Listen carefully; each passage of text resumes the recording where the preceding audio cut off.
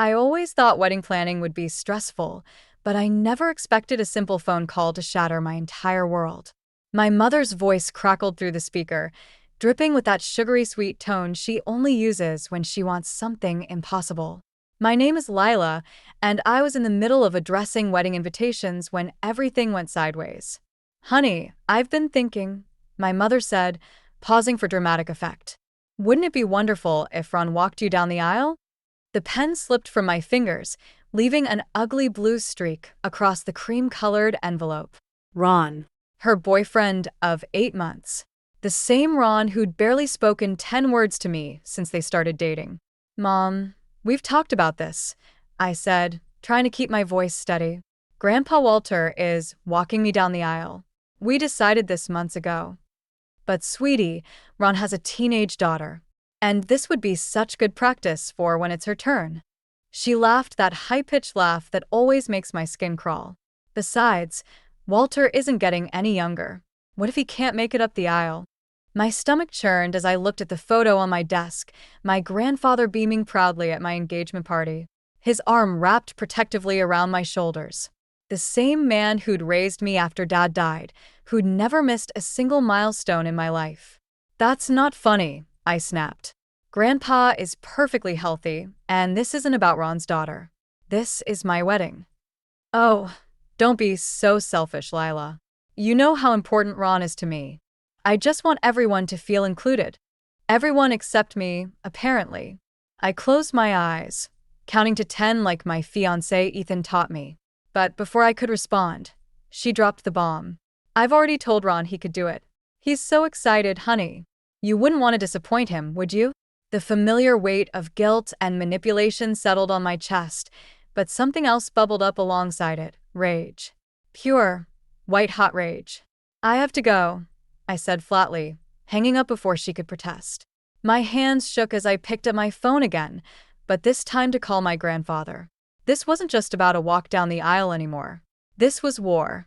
The familiar crunch of gravel under my tires brought a wave of comfort as I pulled into my grandparents' driveway. Their Victorian-style house stood exactly as it had since I was a child, a sanctuary when everything else felt like it was falling apart. Grandma Edna spotted me first, wiping her hands on her apron as she stepped onto the wraparound porch. One look at my face, and she knew. Your mother called us, she said, pulling me into a hug that smelled like fresh-baked cookies and lavender. Walter's in his study. I found Grandpa Walter in his leather armchair, newspaper folded neatly in his lap. When I told him about Mom's demand, his weathered face hardened. That woman, he muttered, shaking his head. Always chasing after men who aren't worth the dirt under her shoes. I don't understand why she's doing this, I said, perching on the arm of his chair like I used to as a kid. She knows how important you are to me. Because Ron's got her convinced he's different from the others. Grandpa's voice carried years of disappointment. Just like that carpenter who borrowed money and disappeared. Or the entrepreneur who nearly got her arrested for his pyramid scheme. My phone buzzed, another text from Mom. I ignored it. Remember when she missed my high school graduation because of that cruise ship bartender? The memories still stung. You and Grandma were there, front row, cheering louder than anyone. And we'll be there for your wedding too, sweetheart. Front row or walking you down that aisle, whatever you need. The study door creaked open, and Grandma appeared with a plate of cookies and concern etched on her face. Ethan called. He's worried about you. My stomach dropped. In all the chaos, I'd forgotten to call my fiancé. He mentioned something about postponing the wedding, she added carefully. What? I stood up so fast my head spun. Why would he say that? Because he loves you, dear. He doesn't want your special day tainted by all this drama. I grabbed my phone, hands shaking. 3 missed calls from Ethan, 6 texts from Mom, and 1 message from Ron himself. Your mother's really upset. Maybe we should all sit down and talk about this like adults. The cookies on Grandma's plate suddenly looked like hockey pucks. This wasn't just about the wedding anymore. My entire future was starting to unravel. I hadn't planned to confront my mother at her favorite coffee shop, but there she was, sitting with Ron at their usual corner table. My hands trembled as I pushed open the door, the little bell announcing my arrival like a warning shot. Mom's face lit up with fake cheerfulness. Honey, we were just talking about you. Were you talking about how you went behind my back? I cut her off, my voice sharper than I'd intended. Several heads turned our way. Ron cleared his throat, flashing that car salesman smile. Listen, Lila, your mother, and I just want what's best for everyone. This could be a beautiful moment for our whole family. Our family? I laughed, the sound brittle and harsh. I met you 8 months ago, Ron. You've never even asked me about my dad. Mom's face crumpled. That's not fair, Lila. Ron's different. He understands me. Like Mark understood you? Or James? Or any of the others who came and went while Grandpa and Grandma raised me? That's enough. Mom slapped her hand on the table, making the coffee cups rattle. I won't let you ruin this for me. Ron and I are getting married. The world tilted sideways. What? We wanted to announce it at your wedding, Ron said, reaching for Mom's hand. Make it a double celebration. Something inside me snapped. You are going to hijack my wedding for your engagement announcement? See? This is why we can't tell you anything. Mom's voice rose hysterically. You're so selfish, just like your father. Ron's daughter already sees me as a mother figure. Why can't you just? Because I was there. The words exploded out of me. I was there every time you chose a man over me. Every time you disappeared for weeks. Every birthday you missed. Every promise you broke. Ron shifted uncomfortably. Maybe we should discuss this in private. No. I stood up, my chair scraping against the floor. There's nothing to discuss. Grandpa Walter is walking me down the aisle. And if you try to ruin my wedding day, I'll make sure everyone knows exactly why he raised me instead of you. Mom's face went white. She knew what secrets I could tell. Lila, please, she whispered, but I was already walking away, leaving behind the remains of another shattered illusion about my mother. The bridal shop's mirror reflected more than just my wedding dress. It showed the dark circles under my eyes and the tension in my shoulders. Ethan stood behind me, his reflection meeting mine with concern. Your mom's been calling everyone, he said quietly. She told my parents about postponing the wedding. The seamstress pinning my hem pretended not to listen. Of course she did. I smoothed non-existent wrinkles from the silk. What else? She said we're tearing the family apart. That Ron's daughter is devastated. Ethan hesitated. And she mentioned something about your father's life insurance money. My hands froze on the fabric. What about it? She's claiming your grandfather mismanaged it. Says that's why she couldn't take care of you properly. The seamstress's pin pricked my ankle. I barely felt it. That money put me through college, I said, my voice hollow. Grandpa invested every penny for my education. She knows that. Ron's asking questions about the estate too. About inheritance. A laugh bubbled up, bitter as coffee grounds. So that's their game. My phone buzzed, a text from Grandpa Walter. Come home. Need to talk. 20 minutes later, I sat in his study, still wearing half my wedding dress, while he pulled out a thick folder. Your mother's lawyer contacted me, he said, spreading documents across his desk. They're demanding an audit of the estate. All of it, your father's insurance, your grandmother's family property, everything. Can they do that? They can try. His weathered hands traced the paper's edges. But there's something you should know. Your father. He took a deep breath. He left everything to me in trust, not to your mother. He knew what she was like with money. The implications hit me like a slap. She never knew? I gave her monthly allowances, told her it was all that was left. The rest went to your future. His eyes met mine. I did what I had to do to protect you. The weight of 20 years of lies, necessary lies, settled between us. If this goes to court, I said slowly, everything comes out. Grandpa nodded. And that's exactly what Ron's counting on. He thinks your mother will inherit everything if the truth comes to light. My wedding dress suddenly felt like armor. Then let's give them what they want. The truth. All of it. The lawyer's office felt too small for all the tension crammed inside it. Mom sat across the conference table, Ron hovering behind her like a vulture, while Grandpa Walter's attorney laid out the trust documents. As you can see, the lawyer said, everything was done legally and properly. Mom's face twisted. My husband died, and you all conspired to keep his money from me? The money that would have gone to your pyramid scheme boyfriend? I couldn't help myself. Or maybe the gambling addict after him? You ungrateful little. Mom started to rise, but Ron's hand on her shoulder stopped her. Let's stay calm, he said smoothly. We're all family here. That's where you're wrong. I pulled out my phone and played the voicemail I'd been saving. Ron's voice filled the room. Just play along with the wedding thing, babe. Once we prove Walter mismanaged the trust, it'll all come to you. Then we can finally get that beach house. The color drained from Mom's face. Ron's smile flickered. There's more, I said, my finger hovering over the screen. Want to hear what you said about my mother being an easy mark? You recorded me? Ron's mask cracked. That's illegal. Actually, the lawyer interjected. Connecticut is a one-party consent state. Mom turned to Ron, her voice small. What does he mean? Easy mark. Valerie, don't let them manipulate you. Ron backpedaled. Remember what we talked about? About finally being a real family? I stood up, my chair scraping against the floor. Mom, look at me. Really look at me. When was the last time you made a decision that wasn't about a man? She glanced between Ron and me, her carefully maintained facade crumbling. The trust stays as is, Grandpa Walter's lawyer stated firmly. And if you pursue this, we'll be forced to reveal everything, including the documentation of every penny your mother borrowed against your inheritance, Lila.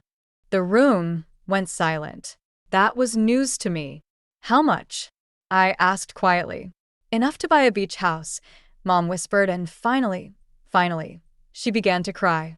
I walked out, leaving her there with her choices and her tears. My wedding was in 3 days, and I knew exactly who would be walking me down the aisle. My wedding day arrived with storm clouds gathering both outside and in my chest. The church's getting ready room felt like a fortress, with my bridesmaids standing guard at the door. Through the stained glass, I watched guests arriving, including 2 uninvited ones.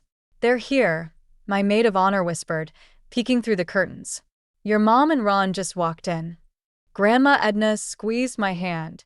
Security knows what to do if. The door burst open. Mom stood there in a white dress that could have been a wedding gown, Ron smugly hovering behind her. You can't keep me from my daughter's wedding, she announced to the room. Ron and I have every right. Get out.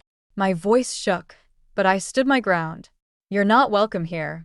Actually, Ron stepped forward, pulling out his phone. We have something everyone needs to see first. He pressed play. A video of Grandpa Walter appeared, dated 15 years ago, arguing with my father. Their voices filled the room. She's unfit. We need to protect Lila. The money isn't safe with her. Your precious grandfather conspired to steal your father's money, Mom spat. He turned you against me. And now everyone will know. That's not the whole video. Grandpa Walter's voice cut through the chaos as he appeared in the doorway. Show them the restaurant. Show them what happened after my son discovered your gambling debts. Ron's face went pale. This isn't about me. No, I said, stepping closer, my white dress rustling like armor. It's about her. It's always been about her. Every man, every scheme, every broken promise. Lila, please. Mom reached for me, her mascara already running. I'm your mother. No. I pulled away. A mother puts her child first. A mother shows up. A mother doesn't try to ruin her daughter's wedding day for a con man's scheme. Thunder cracked outside, and the lights flickered. In that moment of darkness, I saw everything clearly. Mom's desperation, Ron's greed, and my own strength. Security, I called out. Please escort them out. And Mom, I met her tear-filled eyes. Don't come back. Not today. Not ever. As they were led away, I heard Ron hissing, this isn't over, but for the first time, his threats felt empty. The storm was breaking, but so was I. The church hallway felt endless as I walked toward the sanctuary, my wedding dress whispering against the carpet. Grandpa Walter's arm was steady against mine, but I could feel him tense as voices echoed from around the corner. You can't do this. Mom's shrill tone bounced off the stone walls. I've already lost everything because of you people. We rounded the corner to find Mom blocking the entrance to the sanctuary, Ron trying to pull her away. The wedding guests inside were starting to notice. Valerie, Grandpa Walter's voice carried the weight of decades, step aside. No. She whirled to face us, mascara streaking her cheeks. First you steal my husband's money, then you turn my daughter against me, and now I'm changing my will. Grandpa's words cut through her tirade like a knife. The inheritance you've been counting on? It's going to a trust for Lila's future children. Ron's hands dropped from Mom's shoulders. The calculation in his eyes was instant and cold. Children, he scoffed. You never mentioned kids were part of the deal, Valerie. Mom turned to him, reaching. Ron, wait. I'm not waiting around for some maybes. He straightened his tie, already backing away. Call me when you have something real to offer. The silence that followed his departure was deafening. Mom swayed like she'd been struck. She whispered, he was supposed to be different. They're never different, Mom. My voice cracked, but I kept going. Because you never are. She crumpled then, sliding down the wall to sit in a heap of expensive dress and broken dreams. For the first time, I saw her clearly, not as the mother who abandoned me, but as someone who'd never learned how to stop abandoning herself. The ceremony starts in 5 minutes. I said, gentler now. You can stay if you want. In the back. Alone. She looked up, hope flickering across her tear-stained face. Really? Yes. I squeezed Grandpa Walter's arm. Because I'm not like you, Mom. I never was. As we walked past her into the sanctuary, I heard her quiet sobs. But for once, they didn't sound manipulative. They sounded real. And for once, I didn't look back. The reception hall glowed with warmth as I watched Grandpa Walter dance with Grandma Edna, their movements slow but sure after 50 years together. My new husband, Ethan, squeezed my hand under the table. Someone's at the door, he whispered. Through the glass doors, I caught a glimpse of Mom standing in the shadows, watching. She wasn't trying to come in or cause a scene, just watching, her face a mixture of regret and something else I'd never seen before. Understanding, maybe. Do you want me to ask her to leave?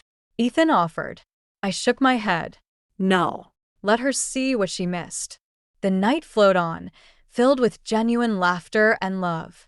Grandpa Walter's toast brought tears to everyone's eyes when he said, some fathers are made, not born. I'm proud to be both to Lila. As the party wound down, one of the servers brought me an envelope. From the woman outside, she said. Inside was a worn photograph I'd never seen before, Mom holding me as a baby, Dad's arm around them both. On the back, in Mom's shaky handwriting, I'm starting therapy next week. Not for Ron. Not for you. For me. I'm sorry it took losing everything to finally understand what I've been running from.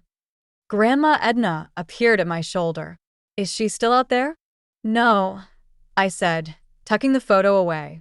But I think for the first time, she's actually present somewhere. You know, Grandma said softly, healing doesn't always mean forgetting. Sometimes it just means making peace with the scars. I looked around the room at my chosen family, Ethan chatting with his parents, Grandpa Walter sharing stories with my friends, even the empty chair at the back where Mom had sat during the ceremony. Each piece of my story, broken and beautiful. I used to think revenge meant making her hurt like I did, I told Grandma. But maybe the best revenge is breaking the cycle. Later that night, as Ethan and I drove away from the reception, I saw Mom's car still in the parking lot. She was sitting inside, writing in what looked like a journal. Not chasing after another man, not running away, just sitting with herself, maybe for the first time. I didn't wave, but I didn't look away either.